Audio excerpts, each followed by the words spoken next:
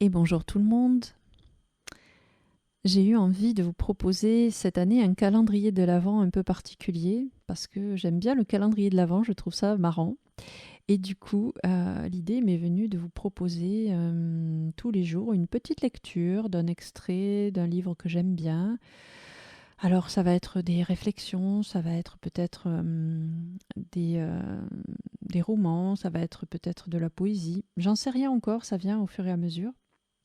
En tout cas, j'espère que déjà, ça vous fera découvrir peut-être des livres et puis aussi que ça va vous apporter peut-être des prises de conscience, des questionnements ou des sourires, de la bonne humeur. Voilà, j'espère que ça servira à ça.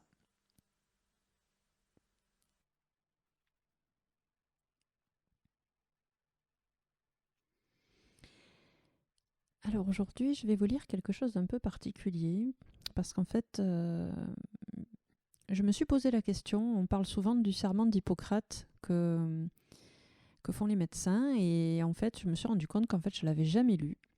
Et du coup, je suis allée le lire. Et donc, il y a le serment d'Hippocrate et puis il y a aussi le serment de l'Ordre des médecins.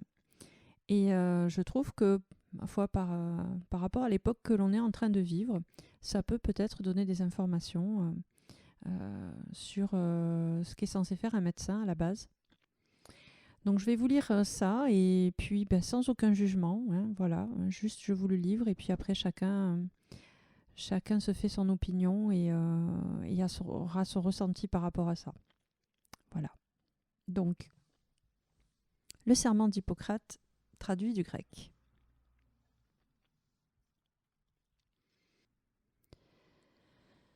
Je jure par Apollon, médecin, par Asclépios, par Hygie et Panacée, par tous les dieux et toutes les déesses, les prenant à témoin, que je remplirai, suivant mes forces et ma capacité, le serment et l'engagement suivants. Je mettrai mon maître de médecine au même rang que les auteurs de mes jours. Je partagerai avec lui mon savoir et, le cas échéant, je pourvoirai à ses besoins. Je tiendrai ses enfants pour des frères et, s'ils le désirent, leur apprendrai la médecine. Je la leur enseignerai sans salaire ni engagement.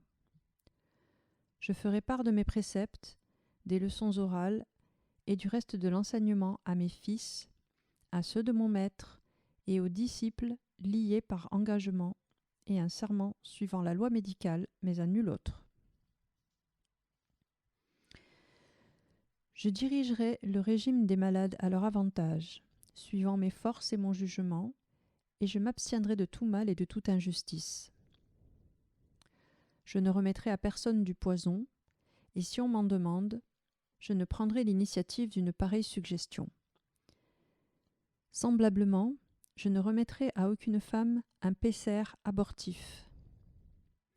Je passerai ma vie et j'exercerai mon art dans l'innocence et la pureté. Je ne pratiquerai pas l'opération de la taille. Je la laisserai aux gens qui s'en occupent. Dans quelque maison que j'entre, j'y entrerai pour l'utilité des malades, me préservant de tous méfaits volontaires et corrupteurs, et surtout de la séduction des femmes et des garçons, libres ou esclaves. Quoi que je voie ou entende dans la société pendant ou même hors de l'exercice de ma profession, je tairai ce qui n'a jamais besoin d'être divulgué, regardant la discrétion comme un devoir en pareil cas. Si je remplis ce serment sans l'enfreindre, qu'il me soit donné de jouir heureusement de la vie et de ma profession, honorée à jamais des hommes. Si je le viole et que je me parjure, puissé-je avoir un sort contraire.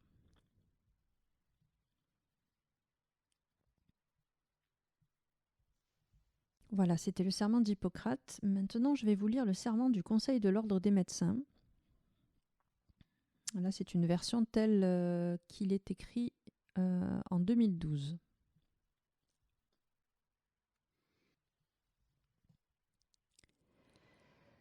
Au moment d'être admis à exercer la médecine, je promets et je jure d'être fidèle aux lois de l'honneur et de la probité. Mon premier souci sera de rétablir, de préserver ou de promouvoir la santé dans tous ses éléments physiques et mentaux, individuels et sociaux. Je respecterai toutes les personnes, leur autonomie et leur volonté, sans aucune discrimination selon leur état ou leurs convictions. J'interviendrai pour les protéger si elles sont affaiblies, vulnérables ou menacées dans leur intégrité ou leur dignité. Même sous la contrainte, je ne ferai pas usage de mes connaissances contre les lois de l'humanité. J'informerai les patients des décisions envisagées, de leurs raisons et de leurs conséquences. Je ne tromperai jamais leur confiance et n'exploiterai pas le pouvoir hérité des circonstances pour forcer les consciences. Je donnerai mes soins à l'indigent et à quiconque me le demandera. Je ne me laisserai pas influencer par la soif du gain ou la recherche de la gloire. Admis dans l'intimité des personnes, je tairai les secrets qui me seront confiés. Reçu à l'intérieur des maisons, je respecterai les secrets des foyers et ma conduite ne servira pas à corrompre les mœurs. Je ferai tout pour soulager les souffrances.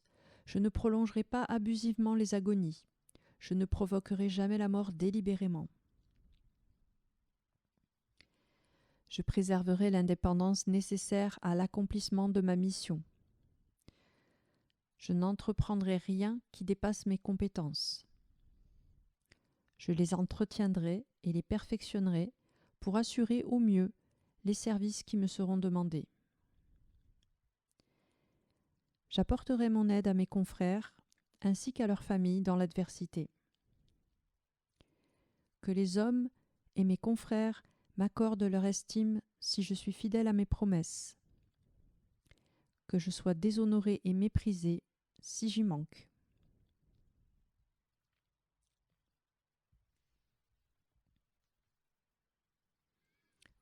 Voilà les amis, cette lecture, donc comme je vous le disais, je vous la livre telle qu'elle est, sans aucun jugement, chacun aura sa réflexion dessus. Je trouve quand même que c'est toujours intéressant d'avoir ces informations. Donc je les partage aujourd'hui avec vous. Et juste pour info, un PCR abortif, c'est un instrument qu'on va faire entrer, là pour le coup, dans le vagin avec une substance médicamenteuse. Donc comme il est abortif, c'était pour faire avorter, évidemment. Voilà pour ça. Et puis l'opération de la taille, vous avez peut-être dû vous demander ce que c'était. C'est une opération chirurgicale de la vessie et apparemment c'était pour enlever les calculs. Voilà, c'était la petite lecture du jour et je vous retrouve du coup demain à nouveau.